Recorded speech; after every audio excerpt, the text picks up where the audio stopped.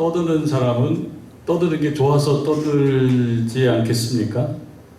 떠드는 것은 우리 다 떠들어 봐서 알지만 떠들 때는 기분이 좋을 때 떠들지요. 기분이 안 좋을 때는 떠들어지지가 않아요. 기분이 좋은 거예요.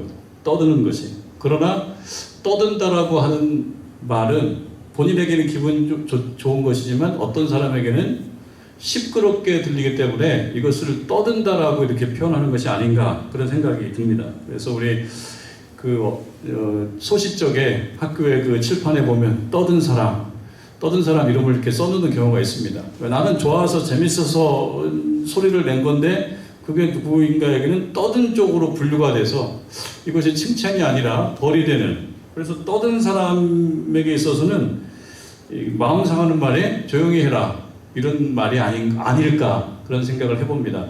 조용히 하는 것보다 못하다, 차라리 입 다무는 것보다 못하다 그런 말인 거죠.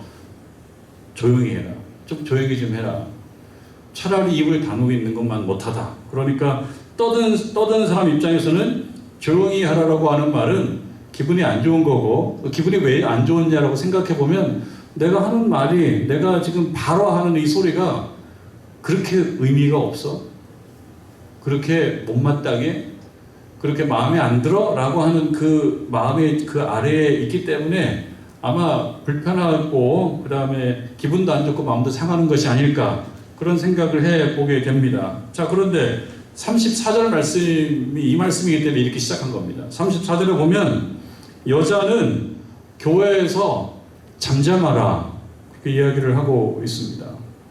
잠잠하라라고 하는 말, 조용히 하라라고 하는 말로 바꿔서 말할 수가 있겠죠. 잠잠하라 하는 말이 이것이 도움이 안 되고 혹은 의미가 있지 않고 떠드는 소리로 들린다라고 하는 그런 거니까 이 말을 듣는 그 여자는 여자 일반을 다 얘기할 건지 어떤 그룹의 여자를 얘기할 건지는 우리가 좀 읽어봐야 되겠습니다만 그 어떤 여자는 이 말을 듣고 마음이 편하지 않을 수 있겠다 그런 생각을 해보게 됩니다.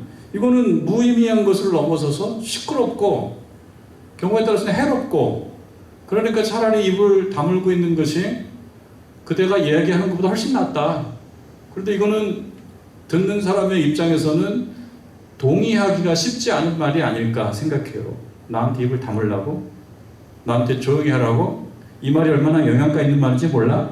이 말이 그대들에게 얼마나 필요한 말인지 몰라? 그런데 조용히 해라 그러면 나는 이 말이 의미심장하다고 생각하는데 조용히 하라? 쓸데없다 그러니까 내 마음에는 충돌이 생기죠. 이게 뭐가 쓸데가 없어? 쓸데가 있지. 의미심장하지. 왜 조용히 하라 그래? 라고 불편해 할 수도 있겠다. 그런 생각을 해보게 됩니다. 그런데 여러분, 사도 바울을 통해서 하나님께서 고린도전서 14장에서 말씀을 하실 때 잠잠하라라고 얘기하는 것은 여성들, 여자들에게만 잠잠하라 그렇게 얘기한 것은 아닙니다. 여러분 28절을 한번 보십시오. 28절.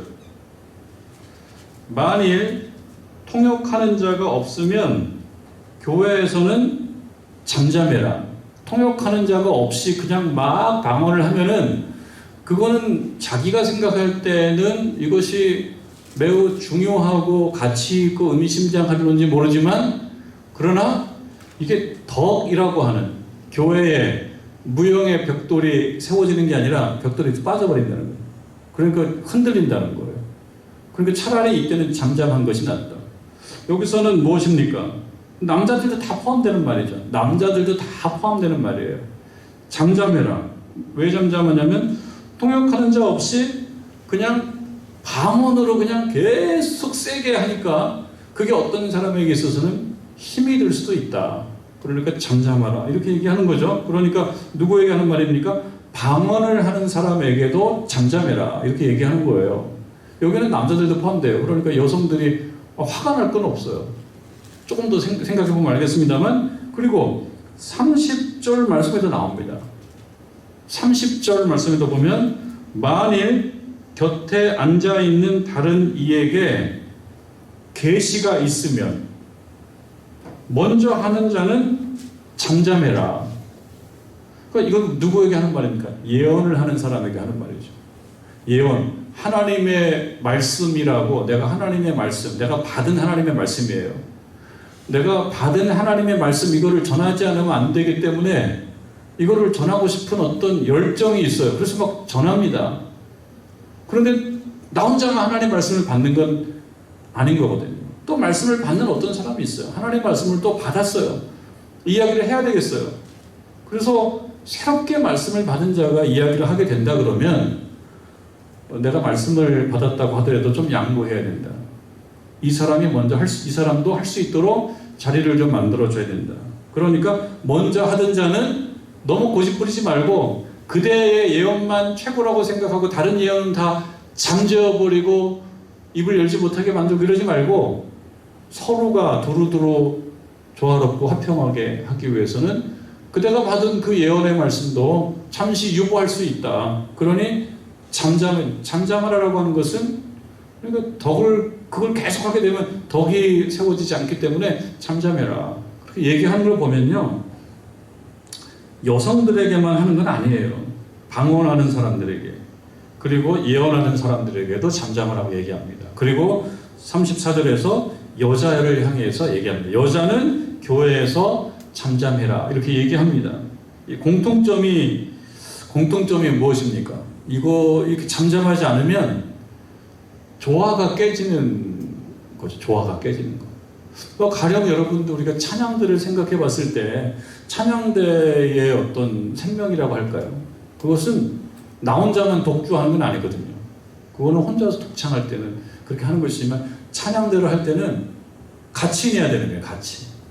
어떤 사람 내는 소리하고 내 소리가 볼륨에 있어서 내 소리가 너무 크면 좀 죽여줘야 되고, 볼륨뿐만 아니라 여러 사람이 하는 것은 화성인데요. 화성은 어울림이지 않습니까?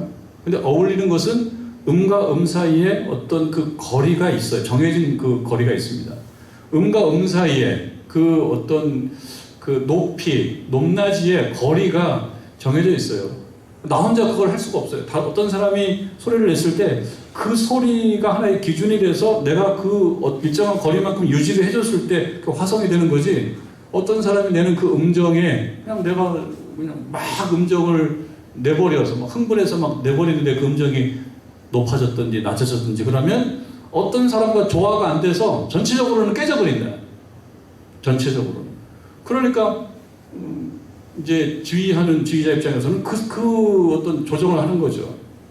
그래서 우리 교회 우리 시온 찬양대를 보면 조금 더 보강이 되면 좋겠다 그런 생각도 들면서도, 아니 이 인원으로 어떻게 이런 소리를 참 잘 내신다, 제가 그런 생각을 해요. 그리고 화성을 또 잘 연습을 잘 하신 것 같아요. 연습을 잘 하셔가지고 화성 잘 맞춥니다. 볼륨도 남성 여성들에 비해서 숫자가 부족한데도 남성이 볼륨을 잘 맞춰주는 거예요. 그래서 볼륨 면에 있어서도 조화가 맞는 것 같고, 또 이렇게 그 음의 차이도, 그래서 어떤 분이 뭐 소리를 크게 높게 내버리면 또 잘 안 맞는데 그런 면에서 잘 맞추고 있다. 덕이 되는 거죠. 덕이 된다는 것은 무엇입니까? 하나의 건축물이 있다 그러면 건축물이 무너지지 않고 계속 세워져 가는 것을 이 고린도전서에서는 그렇게 덕으로 얘기한다고 봤을 때, 하여튼 한쪽으로 기울지 않고 덕스럽게 가는 거예요. 모두가 가는 거예요. 모두가. 자, 그렇게 본다 그러면 지금 이 방언하는 사람들, 예언하는 사람들, 그리고 어떤 여자들에게 잠잠해라 라고 얘기한다라고 하는 것은 무엇입니까? 조화를 깬다는 거예요. 조화를 깨니까 시끄러워진다는 거예요.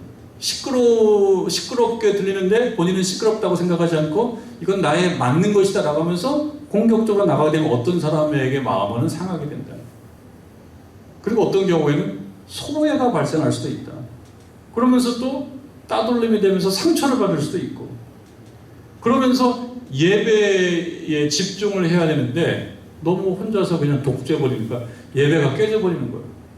예배가 깨져버릴 만큼 소리가 강하다 그러면 이 소리는 어떤 의미심장한 소리가 아니라 이거는 시끄러운 소음이 되는 소음으로 분류가 될 수 있으니까 잠잠하라라고 제안할 수밖에 없는 거예요. 아예 말을 하지 말아라. 아예 말을 하지 말아라라는 측면보다는 조화를 깨트려버리고 예배를 드리지 못하게 만드는, 집중하지 못하게 만든다라고 했을 때 제한을 할 수밖에 없다. 그래서 교회나 신앙 공동체가 흔들리게 되죠. 제지하지 않으면 무너질 것이기에 하나님께서는 이 바울을 통해서 교회에서 내는 그 소리가 덕스러워야 되고, 그 다음에 조화로워야 되고, 서로를 세워줘야 되고, 그리고 예배 가운데 예배가 흔들리지 않게 만들 것을 명하시는 것이죠. 그래서 이 말은요, 남자들은 교회에서 얘기해도 되는데 여성들은 입 딱 다물고 있어라라고 하는, 그렇게 어떤 여성들이나 페미니스트들의 입장에서 봤을 때는 이게 무슨 말이야 라고 들릴 수도 있지만 그런 말씀이 아니다. 그러면서 내리는 결론이 있습니다. 그 이제 여러분들 39절 40절로 가면 결론으로 얘기할 수 있는 말씀이 나오지 않습니까? 그런즉 내 형제들아 예언하기를 사모하며 방언 말하기를 금하지 말라. 그러니까 방언하는 사람들에게 잠잠하라. 예언하는 사람들에게 잠잠하라. 그럼 그 얘기를 듣고 방언을 하지 말라는 거야? 예언을 하지 말라는 거야? 이렇게 좀 마음이 상해서 결론을 혹시 내릴 수도 있겠지만 그게 아니라는 거죠. 방언을 못하게 하는 것이 아니고 예언을 못하게 하는 것이 아니고 덕을 세우지 못하면 안 된다. 여성들도 마찬가지입니다. 여성들 입 꾹 다물고 그냥 입을 열어서 말하면 안 된다. 이 측면을 강조하는 것이 아니고 40절에서 얘기하는 결론에 맞게 하면 좋겠다라는 것입니다. 40절은 무엇입니까? 모든 것을 품위 있게 하고 질서 있게 하라. 이게 결론으로 볼 수가 있습니다. 그래서 방언도 예언도 여성들의 말도 그 다음에 교회에서 이루어지는 여러 가지 소통의 문제들도 어떻게 하라는 것일까요? 품위 있게 하고 질서 있게 한다 그러면 그것이 조화 속에 다 녹아 들어가기 때문에 허용이 되는 것이지만 그렇지 않고 혼자서만 독주하고 누군가를 무시하고 그다음에 갈등하고 그래서 무용의 교회가 흔들리게 만들고 그렇게 된다 그러면 거기에는 뭐라고 얘기해야 되겠습니까? 조용히 해라. 조용히 하라라고 하는 것은 소리를 내지 말라는 거라기보다는 이것이 시끄러운 행위로 보여지지 않도록 해야 된다라고 볼 수가 있습니다. 여러분 40절에 모든 것을 품위 있게 하라고 그랬습니다. 품위 있게. 자, 이 말씀 고시그대로 우리가 생각해 보면 그 말씀 자체가 좋습니다. 품위라고 하는 말 자체가 참 뭔가 좀 높아 보여요. 뭔가 이렇게 좀 고상해 보여요. 품위라는 말 자체가. 품위. 그래서 말 자체가 벌써 좀 뭐라고 할까요? 좀 뭔가가 있어 보이는 말이에요. 이 품위라고 하는 말이. 그래서 품위라는 말을 사전에서 찾아보니까요. 사전에서 뭐라고 얘기하냐면 사람이 갖추어야 할 위엄 또는 기품. 이것이 품위라는 거예요. 그러니까 품위 있게 하라라고 하는 말을 그냥 이대로 얘기하자 그러면 위엄이 좀 있어야 된다. 어떤 사람이 함부로 막 무시하고 불쾌해하고 마음 상하고 그런 것이 아니라 어떤 위엄, 다르게 얘기한다 그러면 어떤 권위, 들어볼 만한 어떤 내용이 있을 것 같은 그런 기대를 담고 있는 모습 또는 기품이라고 하는 것도 너무 흐트러지지 않게 조금 잘 정비된 모습, 또 기품 있는 이게 좀 뭐라고 할까요? 여러 가지 표현이 있습니다. 좀 우아함 같은 것도 여기 포함되는지 모르겠습니다. 기품이 있는 거. 그러니까 품위 있게 한다면 어떤 사람이 볼 때 눈살을 찌푸리지 않는 그런 편안한 모습. 이런 거예요. 또 사전에 보면 이런 말이 나와요. 사물이 지닌 고상하고 격이 높은 인상. 그냥 사전적으로 보면은 이 품이라고 하는 말은 고상하고 격이 높은 인상. 누가 봤을 때 그 인상은요, 그렇게 느껴지는 거 아니겠습니까? 어떤 사람이 볼 때, 좀 격이 있다. 이런 인상. 그럼 이걸 그저 말 그대로 그냥 평행하게 우리말로 갖고 와서 생각해 본다 그러면 고상하고 좀 격이 높은 인상을 주는 모습으로 교회에서 보이면 좋겠다. 반대로 얘기하면요. 격이 너무 낮은 모습으로 나아가면 안 되겠다라고 하는 것입니다. 자, 이렇게 멋있는 의미, 품이라는 말이 이렇게 멋있는 의미라고 한다 그러면 사실 품이라는 말을 찾아보면은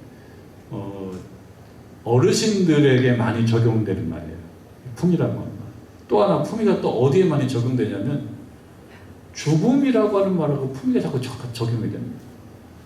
그래서 품위 있게 은퇴라는 거, 품위 있게 은퇴하고 품위 있게 죽고 이렇게 어르신 그 다음에 죽음, 은퇴 이런 말하고 품위하고 이렇게 자꾸 파트너가 되는 이제 쌍이 되는 그런 말로 많이 우리에게 들리는데요. 근데 우리가 찾아보면 사람이 갖춰야 될 위엄이나 기품 또는 사물이 지닌 고상하고 격이 높은 인상 이거는 어르신들에게만 적용돼야 될 말은 아닌 거죠. 젊은 사람들에게는 왜 적용되면 안 되는 말일까요? 그럴 이유가 없죠. 젊은 사람들에게도 잘 적용돼야 되는 말. 그러나 좀 젊은 품위 이런 말은 별로 없습니다만 젊은 품위를 찾아야 될 것이 아니겠나 하는 생각 들어요. 그래서 젊은이들도 젊은 품위를 추구해라 이렇게 얘기해주고 싶어요. 여러분 제가 예전에 한번 드린 말씀인데 젊은이에게 젊음을 주기 너무 아깝다. 그런 말이 있어요. 젊은이에게 젊음을 주기 너무 아깝다. 젊음은 너무나 좋은 건데 가능성이고 그래서 꾸미지 않아도 멋있고 예쁜 게 젊음인데 이걸 너무 그냥 막 사용해버리니까 그게 너무 아까운 거예요. 그리고 그 젊음은 또 일시적이기 때문에 세월이 가면 또 없어져요. 젊은이들에게 하는 말이죠. 젊음을 가치 있고 품위 있게 잘 유지하고 발전시켜야지 젊다고 그냥 겉으로만 젊음으로 하면은 젊음이 너무 아깝다. 그런 이야기인 거죠. 너무 좋은 젊음을 못 얻게 만들어버리는 유치함, 게으름 이런 것 때문이라면 젊은이에게도 세련된 품위, 젊은 품위를 요구해도 되겠다. 한 칼럼니스트가 이렇게 얘기합니다. 고향집 어귀에 커다란 느티나무가 있는 사람 참 부럽다. 이런 말을 해요. 여러분 고향집이라고 하는 말이 요즘에 아이들에게는 다 아파트, 뭐 도시 이렇게 태어나고 그러다 보니까 이런 의미의 고향은 아이들에게는 별로 없을 수도 있는데요. 그러나 우리 이제 연세가 있으신 우리 교우들께서는 고향 하면은 또 그런 것도 있습니다. 예전에. 그래서 고향집 어귀에 커다란 느티나무가 있는 사람이 부럽다. 이 사람은요, 그 고향집의 느티나무에서 어떤 품격과 품위를 보는 거예요. 이 칼럼니스트. 고향집의 느티나무 하면 뭐가 떠오르냐면요, 긴 세월 바로 그곳에 계속 우직하게 서 있는 거죠. 그 느티나무는. 그래서 이 느티나무는 뭘 생각하게 만드냐면 여기가 고향집이에요 라고 하는 것을 말해주는 거예요. 그래서 이 고향집의 느티나무에서 품격과 품위를 보고 이 느티나무는 그곳에 서서 온갖 비바람과 추위와 함께 해왔다. 다 견디고 그 자리에 계속 요동하지 않고 그냥 우직하게 거기에 서 있는. 그래서 이 느티나무, 고향의 커다란 느티나무에서 뭘 발견하냐? 또 품위를 발견한다라고 한다 그러면 모든 것을 품위 있게 하라라고 하는 말을 우리는 조금 발전시켜서 조금 응용해서 우리도 고향집의 느티나무처럼 너무 왔다 갔다 하지 않고 그 자리를 딱 지키면서 나는 여기가 고향집이야 라고 말해주는 그런 어떤 존재로서 살아가라. 그렇게 우리가 또 생각해 볼 수가 있을 것 같아요. 모든 것을 고향집의 느티나무처럼 이렇게 우직하게 그 자리에서 그 자리를 잘 지키면서 있어보는 의연함과 기계, 그렇게 볼 수 있겠습니다. 그런 의미라 한다면 우리들도 품위와 품격을 잘 지키면 좋겠다. 자, 그런데 오늘 이 40절에서 얘기하는 모든 것을 품위 있게 하라라고 하는 이 말은요, 그저 우리가 우리말로 그냥 품위, 사전에서 찾아서 그 사전에서 이야기하는 품위의 뜻을 우리가 공부해보고 그렇게 우리가 실천하고 나아가는 것도 뭐 의미가 있겠지만, 그러나 오늘 본문에서 모든 것을 품위 있게 하라고 하는 것은 우리말 사전에서 얘기하는 그 품위하고는 또 약간 내용이 좀 달라요. 모든 것을 품위 있게 하라고 하는 말은 적절하게 하라는 거예요. 그러니까 너무 요즘에 언론에서 가끔 나오는 사자성어이기도 한데 과유불급, 예, 너무 지나치지도 않고 너무 부족하지도 않게 적절하게 해야 된다라고 하는 뜻에 더 가깝습니다. 그래서 세번역 성경에서는 모든 것을 품위 있게 하라라고 하는 이 말을 세번역 성경은 모든 것을 적절하게 하라고 옮깁니다. 그러니까 이 말은 우리말 성경에 품위라고 하는 말하고 그 뜻이 조금 차이가 있습니다. 하지 말라 그런 게 아니고요. 잘해라. 잘이라고 하는 건 뭐냐면 너무 과하게, 너무 부족하게, 너무 세게, 너무 약하게 그게 아니라 정말 조화롭게 그 자리에 딱 들어갔을 때 균형이 딱 맞게 그렇게 하면은 잘하는 것이다.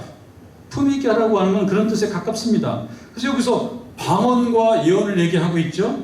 39절에 보니까 그런 정도의 형제들아 예언하기를 사모하며 방언 말하기를 금하지 말라. 아무리 방언에 대해서 조금 부정적인 표현을 썼다고 하더라도 방언을 하지 말라는 게 아니라 방언해라. 하나님이 주시는 귀한 은사인데 방언하는 거죠. 근데 어떻게 하라는 겁니까? 품위 있게 하라. 품위 있게 하는 건 뭐예요? 조화롭게 해라. 과하거나 너무 부족하거나 누구에게 어떤 불편을 주거나 어떤 사람의 마음을 힘들게 하거나 이렇게 하지 말고 적절하게 하라는 것입니다. 덕을 세우라는 겁니다. 그러니까 이것을 하면서 교회가 세워져야지 은사를 발휘하는데 교회가 흔들린다. 은사를 발휘하는데 성도들의 마음이 상한다. 이거는 잘못된 것이다. 그렇게 이야기하는 것이죠. 이런 의미의 품위를 우리가 잘 실천해야 되겠다. 이런 의미의 적절함을 잘 실천해야 되겠다라고 하는 것입니다. 34절로 가서 조금 더 살펴봅니다. 여자는 교회에서 잠잠하라 이렇게 얘기합니다. 그리고 40절에 모든 것을 품위 있게 하라. 방언을 하지 말라는 것도 아니고 예언을 하지 말라는 것도 아니다. 그러면 여자는 교회에서 잠잠하라. 그러면 말을 한마디도 하지 말라. 그런 얘기가 아니다. 잘 하라는 것이다. 적절하게. 도가 지나치지 않게. 왜 여자들에게 교회에서 잠잠하라 이렇게 이야기했을까? 이것은요, 교회에서 예배를 드리는 법도를 가리키는 것으로 볼 수 있습니다. 모든 것을 질서 있게 하고 그 다음에 조화롭게 하고 교회의 덕이 되게 해야 된다는 것입니다. 고린도 교회에서 방언하는 교인들, 예언하는 교인들, 그리고 여자들, 그리고 그 여자들 중에 특별히 남편 있는 여자들 중에 영적 열광주의에 빠진 사람들이 있었어요. 그래서 이 여성들이 예배를 좀 소란하게 했어요. 그 모든 여자들로 하여금 교회에서 말하지 말라 쪽에 방점이 있는 것이 아니고 지금 방언과 예언의 조화와 절제를 얘기했던 것처럼 어떤 여성들이 도를 지나쳤던 거예요. 그렇지 않다 그러면 굳이 이런 얘기를 할 필요가 없어요. 여러분 34절 조금 더 봅니다. 여자는 교회에서 잠잠하라. 그들에게는 말하는 것을 허락함이 없나니 율법에 이르는 것 같이 오직 복종해라. 이 말이 굉장히 강합니다. 그래서 그냥 고지곳대로 들으면 마음이 좀 상할 수도 있어요. 그냥 남성 우월주의에 빠진 사람이 본다 그러면 이 말씀을 근거로 여성들에게 좀 강요하는 거예요. 교회에서 좀 조용히 하라고. 좀 조용히 다닐 때도 좀 사뿐사뿐 다니고 뭐 콱콱콱 다니지 말라고. 목소리도 너무 크다고. 주장도 너무 강하다고. 그렇게 하지 말라고. 이렇게 얘기할 수가 있겠는데요. 사실 그런 것이 아닙니다. 35절에 보니까요. 만일 무엇을 배우려거든. 그러니까 이걸 보면 무엇입니까? 여성들 중에 여기서 말하는 여자들 중에 뭔가 의도는 좋습니다. 무엇인가 배우는 거죠. 무엇인가 배우는데 이런 것이 있긴 한데 그런데 배울 때 집에서 자기 남편에게 물을 수도 있는데 교회에서 어떤 사람들을 막 찾아가면서 남편 아닌 어떤 남자들에게 막 묻는 거예요. 그러면서 이것이 과함, 시끄러움, 소란함, 조화를 깸 이런 현상으로 나타나는 거예요. 그러니까 단순히 묻는 게 아닌 거죠. 묻긴 묻는 건데 이것이 소란함, 그래서 시끄러움이라고 얘기할 수 있는 수준까지 가는 그러한 또 물음, 질문 이렇게 가더라는 거예요. 그러니까 이런 여성들이 이 고린도 교회에 있었다라고 하는 것을 암시해 주는 구절로 이 부분을 우리가 볼 수가 있는 거죠. 따라서 우리 바울이 예배 공식 석상에서 여자들이 본인 남편이 아닌 다른 남자들에게 막 질문하면서 왜 안 돼? 왜 안 돼? 라고 하는, 그렇게 얘기하면서 예배를 떠들썩하게 만드는 것은 그거는 옳은 것이 아니다라고 하는 것을 지적하는 겁니다. 그것을 경고하는 거예요. 그래서 혹 모르는 것이 있다 그러면 집에서 자기 남편에게 묻는 것이 좋다, 이렇게 권고하고 있습니다. 그럼에도 이 사실을 우리가 우리 현장에서 그대로 적용하기는 좀 어렵죠. 왜냐하면 우리 교회에서 우리 교회 여자 성도님들, 여성 성도님들이 교회를 막 시끄럽게 한다 그러면 이 말씀을 근거로 얘기를 할 수가 있어요. 좀 조용히 좀 하십시오. 시끄럽습니다. 좀 잠잠하십시오. 이렇게 얘기할 수 있지만 우리 교회 교인들 중에 우리 여성 신자들, 성도님들이 막 시끄럽고 그러지는 않잖아요. 예배 시간에 여성들이 막 떠들고 그러지는 않습니다. 그러니까 이 말씀을 그대로 우리 교회에 적용할 필요는 없는 것 같아요. 그냥 원리는 그런 거예요. 또 하나, 당시 유대 헬라 문화권의 특징이 있어요. 여성들에게 조금 말하는 것을 절제하는 것도 이 안에 들어가 있어요. 마치 우리 조선시대에 남성 어떤 우월주의가 있었지 않습니까? 가부장제 전통이 있고, 그래서 여성들하고 남성들하고 식사도 같이 못하고 여성들은 저쪽 상에서 먹으라고 그러고, 저도 어렸을 때 그런 적이 있었는데 남자들 같이 상 받은 적도 있고 그랬었는데, 어느 어른들 모이는 데 자리에 가면 그랬었는데, 그리고 또 여성들 지나가면 남성들 앞서서 못 가게 하고 또 얼굴을 조금 가리게 하고, 이런 그 어떤 한 사회의 어떤 단계의 문화적인 특징들이 좀 있거든요. 유대나 당시 헬라 문화권에 여성들에 대한 어떤 그런 부분이 좀 있기는 했다라고 하는 그런 문화적 특성이 이 안에 반영이 되지 않았다고 볼 수 없어요. 반영이 되기는 했습니다만, 그러나 그것이 핵심이 아닌 거예요. 그건 그대로 가는 거예요. 그 문화적 특성 그대로 가는 거예요. 다만 어떤 여성들이 왜 안 돼? 그러면서 영적인 열광주의에 빠져서 그것을 강하게 드라이브를 거는 거에 대해서는 사도 바울이 지적을 하고 있는 것입니다. 복종해라라고 하는 말도 굉장히 강한 말이에요. 여자는 복종해라. 굉장히 강한 말인데요. 이 말씀도 보십시오. 율법에 이른 것 같이 오직 복종할 것이요. 이것은 복종의 대상이 남자라고 얘기한 것도 없어요. 여자는 복종해라, 남자들에게 복종해라, 그런 말이 아닙니다. 뭐에 복종하라는 거예요? 말씀에 복종하라는 말이에요. 사실은 말씀을 잘 들으면 그렇게 막 열광주의에 빠져가지고 어떤 사람들에게 소외감을 또는 예배를 깨뜨리는, 이렇게 하지 않을 수 있다. 말씀에 복종하라고 하는 것입니다. 36절 보면 하나님의 말씀이 너희로부터 난 것이냐? 이것도 지적이죠. 그 뭡니까? 하나님의 말씀이 너희로부터 난 것이 아닌 거예요. 하나님의 말씀이 너희로부터 나서, 그러니까 너희로부터 또 뒷부분에 또 너희에게만 임한 것이냐? 너희로부터만 난 것도 아니고 또 너희에게만 임하는 것도 아니야. 하나님의 말씀은 누구에게나 임하는 거예요. 누구로부터 나오게 할 수도 있어요, 하나님이. 그런데 어떤 사람들, 여기서 혹시 열광주의에 빠져있는 여성들을 얘기한다 그러면 그 여성들도 좀 조용할 필요가 있는 겁니다. 혹은 본인이 신령하다고 생각하는, 37절로 가보면 만일 누구든지 자기를 선지자나 혹은 신령한 자로 생각한다. 그럴 수 있죠. 선지자로 생각할 수 있죠. 사도 바울이 자신의 정체성을 사도로 생각했던 것처럼 선지자로 생각할 수 있죠. 그리고 신령하다 생각할 수가 있죠. 그런데 그렇기 때문에 누구 말도 안 듣고 말씀을 독점하고 어떤 사람에게 준 말씀을 무시하고 그를 누르고 그렇다 그러면은 자기를 선지자로 생각하고 자기를 신령하다고 생각하는 그 자체가 문제가 있는 것이다. 그래서 내가 너희에게 편지하는 이 글이 주의 명령인 줄 알고 이 말이 불편하더라고 하더라도 주님의 말씀이라고 생각하면 이 말씀의 권위를 인정해라. 왜 이런 말 하겠습니까? 사도 바울의 말도 안 듣는 거예요. 사도 바울의 말도 안 들으려고 하는 사람들이 있는 거예요. 어떤 사람들이요? 자기를 신령하다고 생각하고 자기가 많이 배웠다고 생각하고 자기가 많이 교양이 있다고 생각하고 그리고 자기가 영적이라고 생각하며 선지자라고 생각하는 아이러니한 거죠. 선지자라고 생각하고 영적이라고 생각하는데 하나님 말씀을 받지 않아요. 이건 아니야.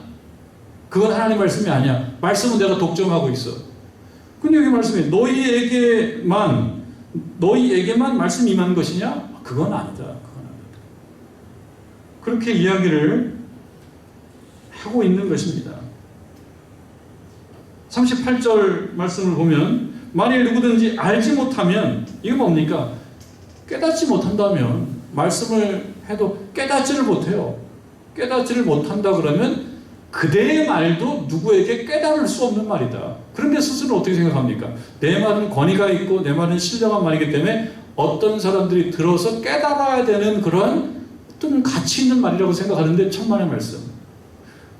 그대가 하나님의 말씀을 듣고 그 말씀의 권위를 인정하지 못하고 깨닫지 못하면 그대의 말도 다른 사람들에게 깨달을 수가 없어요. 시끄러운 소리가 된다 라고 하는 거예요. 착각이라고 하는 거죠. 신령하다고 얘기하지만 사실은 착각이다. 여러분 이런 착각은 이 고린도 14장에 나오는 그 어떤 사람들 선지자로 생각하거나 혹은 신령한 자로 생각하는 사람들만 착각하는 게 아니고 실생활에서 우리들도 착각할 때가 많이 있습니다. 여러분 실생활에도 많이 있어요. 우리들이 은연중에 어떤 생각이 있냐면 나는 다 알아. 은연중에 그런 생각이 있어요. 나는 다 알아. 그런데 모르는 건 아니에요. 알기 때문에 나는 다 안다라고 얘기했겠죠. 그러나 어떤 사실 중에 부분을 알고 있는 거예요. 그런데 다 안다고 생각해요. 부분을 알고 있는 거로 내 생각에 어떤 기준이 세워져요. 그럼 이걸 가지고 어떤 사람이 이야기를 들으면서 재단을 합니다. 재단을. 내가 생각하는 기준에 안 맞으면 틀린 거예요. 나는 다 알고 있기 때문에. 어떤 것 중에 부분을 알고 있지만 다 아는 건 아니거든요. 근데 우리들 가운데 실생활에서 그런 지적인 어떤 교만, 지적 교만을 갖는 경우가 많이 있습니다. 이거는 많이 배웠든 많이 못 배웠든 뭐 박사든 박사가 아니든 다 이런 생각들을 많이 갖고 있어요. 특히 지식인들 그런 경우가 많이 있습니다. 내가 알고 있는 것이 일단 다인 거예요. 다른 가능성들은 잘 듣지 않는 거예요. 조화가 안 되는 거예요. 조화가. 이거는 누구나 다 이럴 수가 있습니다. 그러나 이 말은 얼마나 진실이겠습니까? 나는 다 안다라고 생각하는 거. 나는 알아듣지 않으면서 알아듣지 못하면서 다른 사람이 나의 말을 이해해 주지 않는다고 불만을 터뜨릴 때가 많이 있고 그러면서 상대방은 너는 몰라 이렇게 결론을 내릴 때가 우리는 많이 있어요. 실생활 중에. 신앙적인 차원을 조금 넘어서는 우리 삶에서도 이런 경우가 많이 있습니다. 그런 경우는 무엇입니까? 결국 깨닫지 못하는 자이다. 심지어는 사도 바울이 하는 얘기에 대해서도 그대는 몰라 이렇게 얘기한단 말이에요. 사도 바울을 향해서도. 그러니까 여기서 하는 말이죠. 38절 그는 알지 못하는 자이다. 오히려 그대가 바보다. 다 알고 있다고 얘기하지. 그대는 다 알고 있다고 얘기하지. 근데 그대는 바보다. 사도 바울이 하는 말입니다. 모른다. 그는 알지 못하는 자이다. 바보다. 그렇게 얘기하는 것입니다. 그래서 다른 사람에게도 설득력이 없는 사람일 뿐이다. 결론적으로 모든 것을 품위 있게 하고 모든 것을 질서 있게 하라. 그럼 품위 있게 한다는 건 뭡니까? 이거는 적절하게 해야 되는 거예요. 너무 과하거나 너무 부족하지 않게 하는 거예요. 질서 있게 하는 건 무엇입니까? 규칙이 있으면 규칙을 잘 따라서 하는 거예요. 질서 있게 하는 것은. 길이 있으면 그 길로 가는 거예요. 벗어나지 않는 겁니다. 그런 삶의 태도입니다. 그래서 성령 충만하고 신령하다고 얘기한다 그러면 여기에 다 부합되는 거예요. 그래서 온전한 성령 충만은 이러한 품위와 질서의 충만인 거죠.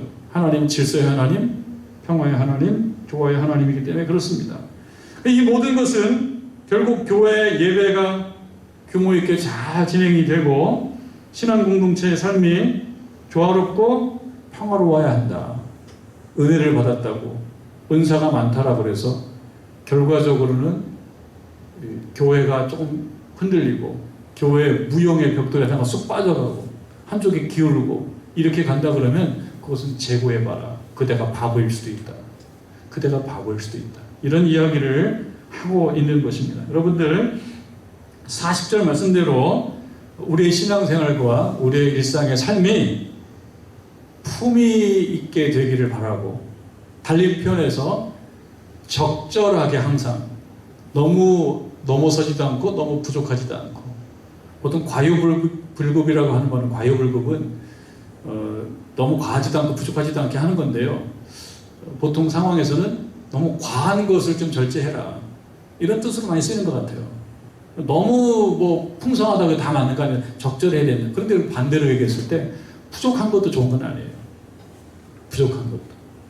믿음 생활 지금 여기에서 14장에서 얘기할 때 너무 시끄럽고 너무 그냥 막 주도하고 막 소란스럽고 이거를 지적하는 거지만 그 반대로 너무 열의가 없고 너무 참여하지 않고 너무 방관자적인 모습으로 너무 소극적으로 하는 것도 맞지 않다. 이것도 품위가 없는 거다. 넘어서는 것만 품위가 없는 게 아니고 부족한 것도 품위가 없는 것이다. 예배도 부족함이 없어야 되고요. 여러분들 기도도 부족함이 없어야 되고 찬송도 부족함이 없어야 되고 말씀을 전할 때 막 뭐라고 할까요? 집중을 못하게 막 너무 열광적으로 하는 것도 조금 절제해야 되지만 말씀 들을 때 앉아서 듣는 경우도 부족함이 없이 들어야 되는 거예요. 다른 데 뭐 신경 막 쓰고 막 다른 생각하고 막 움직이고 막 그러면서 막 고개 돌리고 막 하늘 쳐다보고 이것도 부족한 거예요. 이것도 품위가 없는 거예요. 그러니까 꼭 과한 것만 품위가 없는 게 아니라 안 하는 것도 품위가 없는 거예요.